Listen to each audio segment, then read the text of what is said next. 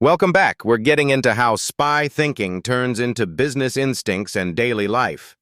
And yeah, this one gets weird fast because he starts treating people like patterns, which is either genius or deeply unsettling depending on your vibe. The first thing that hit me was perception versus perspective, because he is basically saying your emotions are not your compass. That is a brutal thing to tell normal people, by the way. Most of us are out here living off vibes and calling it intuition.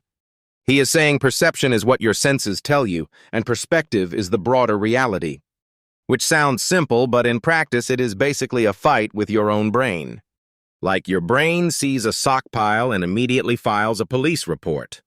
That is honestly the most human thing ever. The wild part is his answer to how you train it.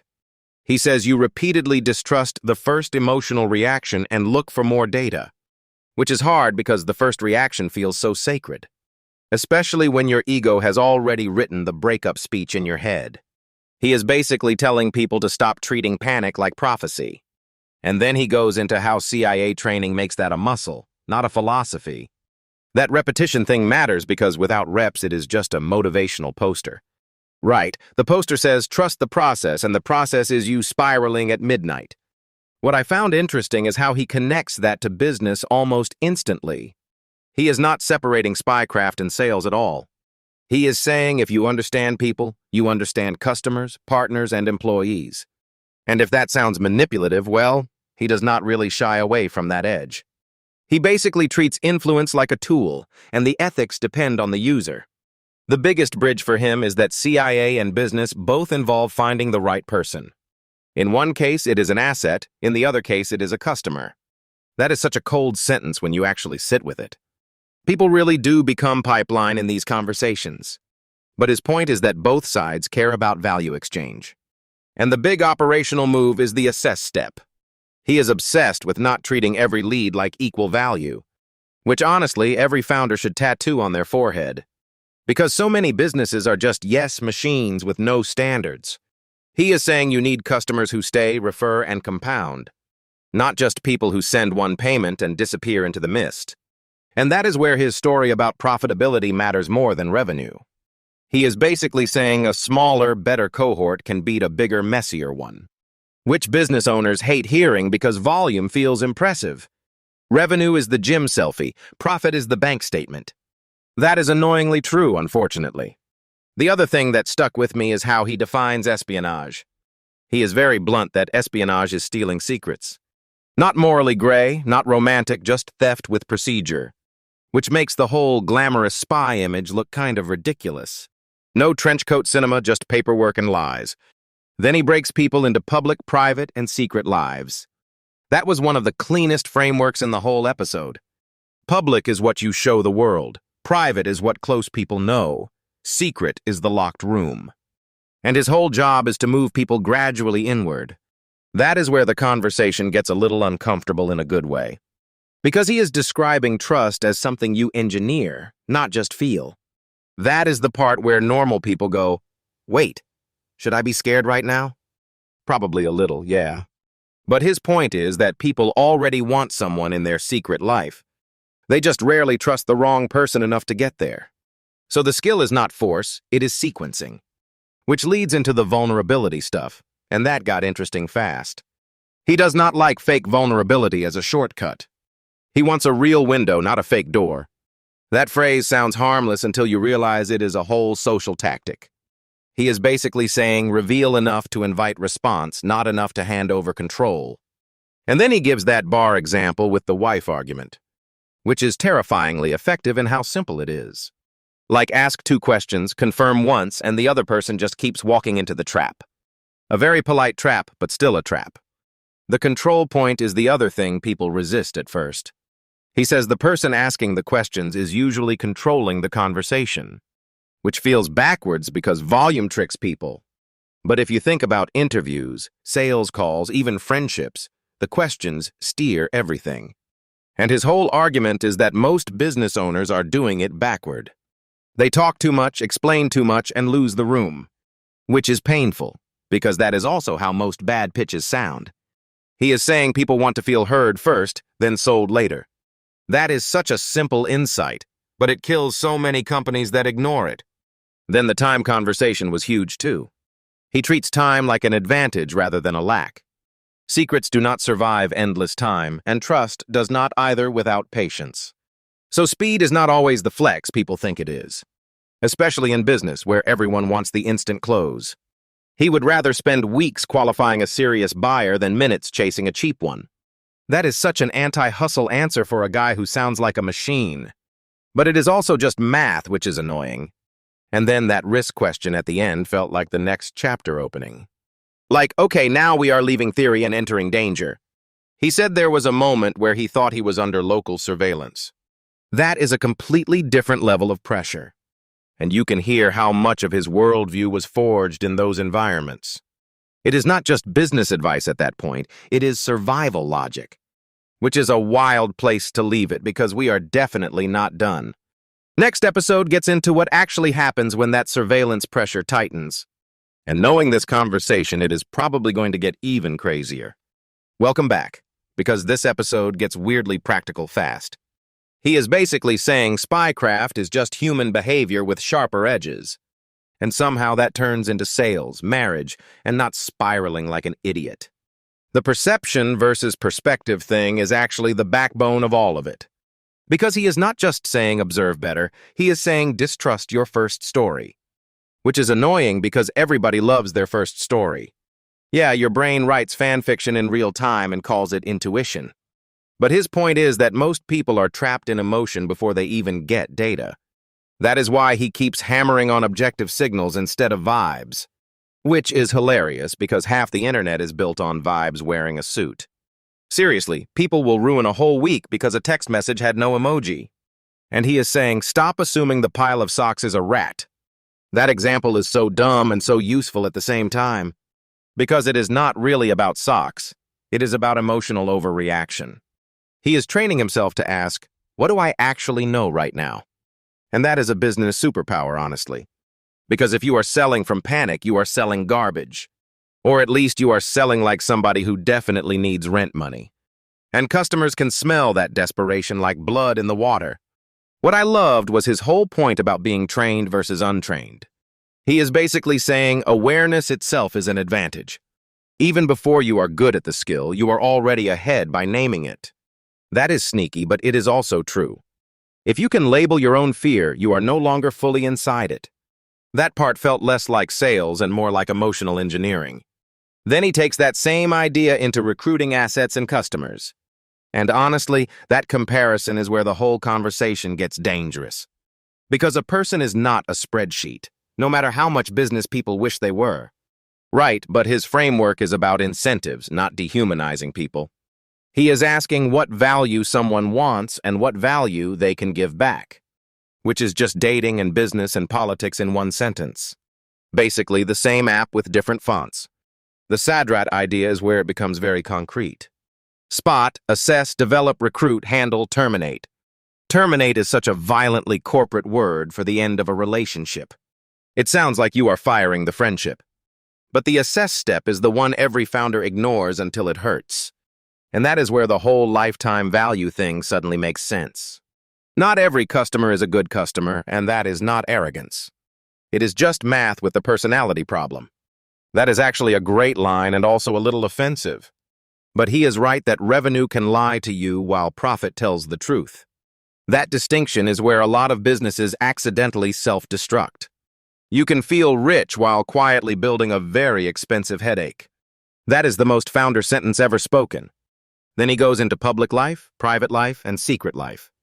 And that is probably the cleanest explanation of trust I have heard. Public is performance, private is comfort, secret is risk. The crazy part is that everyone wants a secret life witness. We all want to be known, but only by someone safe. Which is why fake intimacy is so powerful and so gross. He is very aware of that line, though. The window versus door distinction was sharp. A fake secret would be a door, a real vulnerability is a window.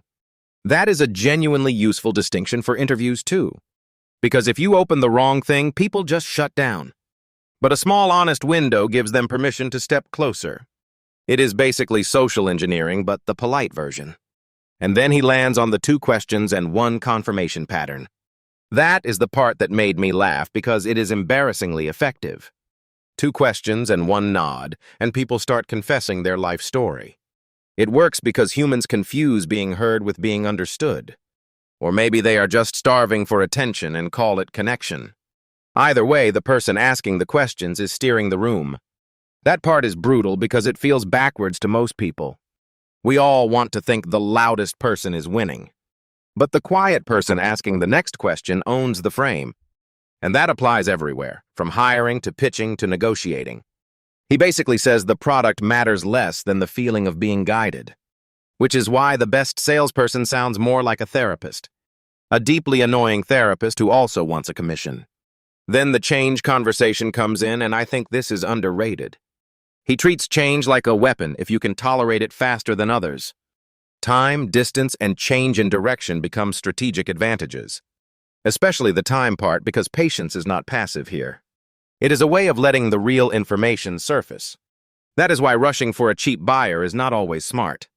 A $7 sale can be a trap if it burns your whole day. Exactly, and a slower, better customer can be worth far more. He is really just saying quality of signal beats speed of panic. And that is the common thread in all of this, honestly. Spy mindset, business mindset, relationship mindset, it is all signal discipline. The next level is learning not to confuse fear with intelligence. And that is where this conversation starts getting very personal very fast. All right, that is where we will leave it for now. Because the surveillance story is about to make all of this feel tiny.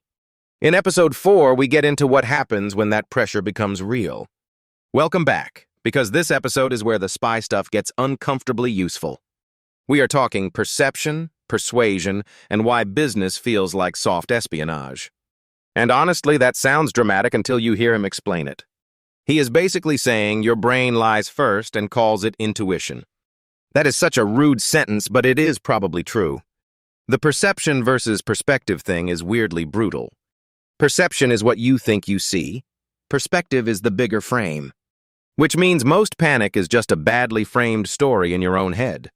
So the inner monologue is not a genius, it is a suspicious narrator. He keeps coming back to distrust your gut, and that is so anti-pop culture. Every startup guy has built a religion around gut feeling, and half of them are just emotionally bracing for disaster. But I do think there is a real distinction between instinct and fear. He is not saying ignore data, he is saying stop worshiping the feeling. That part lands harder when he talks about training it over time. Repetition turns perspective into a habit instead of a theory. Which is annoying, because everybody wants a shortcut for emotional maturity. And then he throws in that most people are trapped in their own movie. Bobbleheads, apparently. That word should not be that funny, but it is devastating. The wild part is he turns that into a business advantage immediately. Because if you can read people better, you can sell better.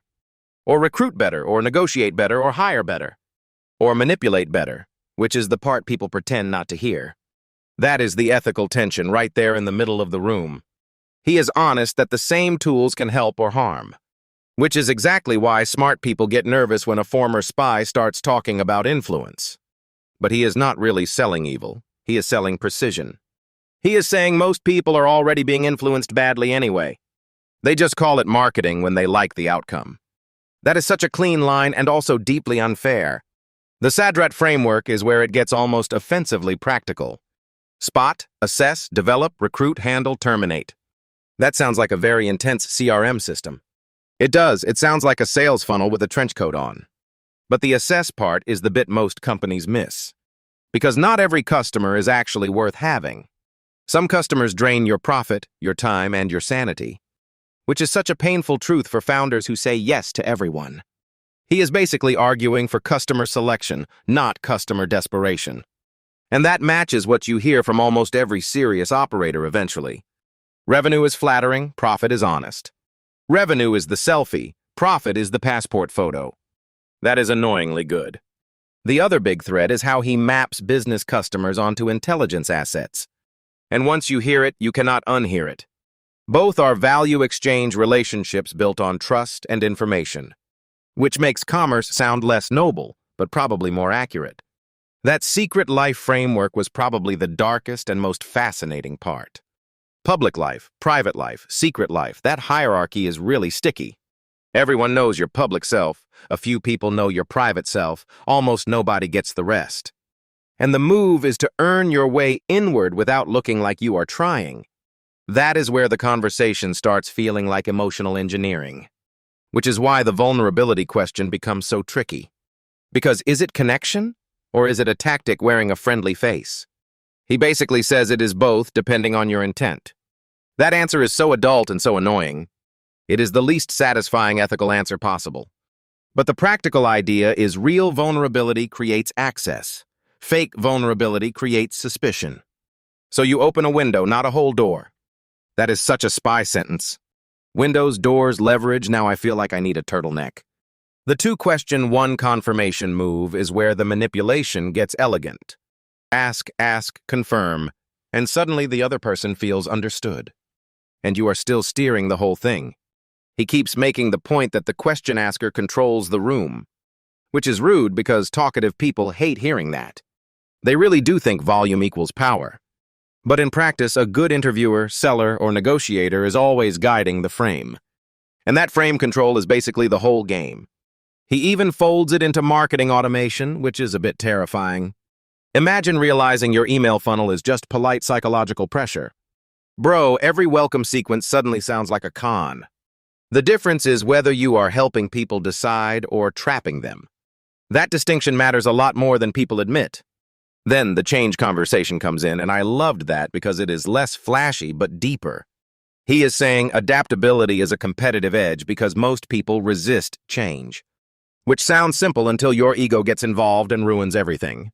Ego is basically the unpaid intern of bad decisions. Time becomes a weapon if everybody else is rushing. And that is so counterintuitive in business where everybody wants instant conversion. He would rather cultivate a high-value customer slowly than chase cheap impulse buyers, which is just classic quality over chaos. And it is also how you stop feeling like the market is eating you alive. You start seeing time as leverage instead of pressure. That feels like the core lesson of the whole episode, honestly. Stop reacting to the room and start reading the room. Which sounds cool until you realize reading the room is a full-time job. It really is, and some people are doing it badly for free all day. The next episode gets much darker because the theory stops being theory. That is where the surveillance story kicks the door in. And suddenly all this talk about perspective becomes survival level important. We will pick that up in episode 4 where the pressure turns real.